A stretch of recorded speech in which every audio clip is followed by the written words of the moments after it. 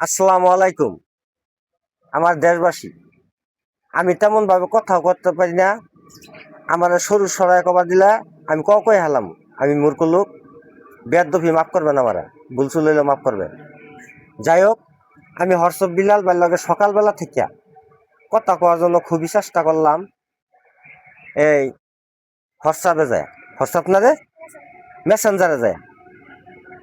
তারপরে দেখলাম যে লাইভে আসে নাই। পরবর্তীতে জাইমেন লাইভে আসলো, কল দিলাম, আমার নাম্বারটা ব্লক করে দিল।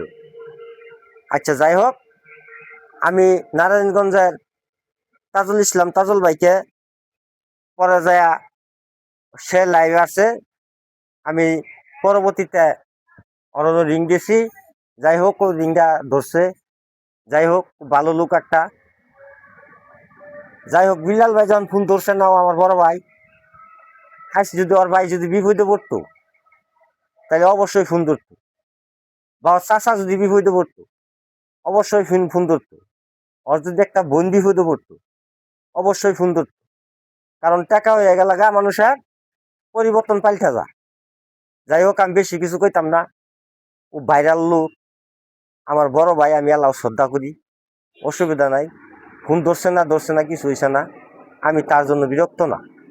সে হয়তো আমার কথা ভালো লাগছে না, বা ব্যস্ত লোক, ফোন ধরছে না, এই জন্য আমি বিরক্ত না। আমি আশা করি ফোন ধরছে না দেখে যে আমি বিরক্ত, তা না।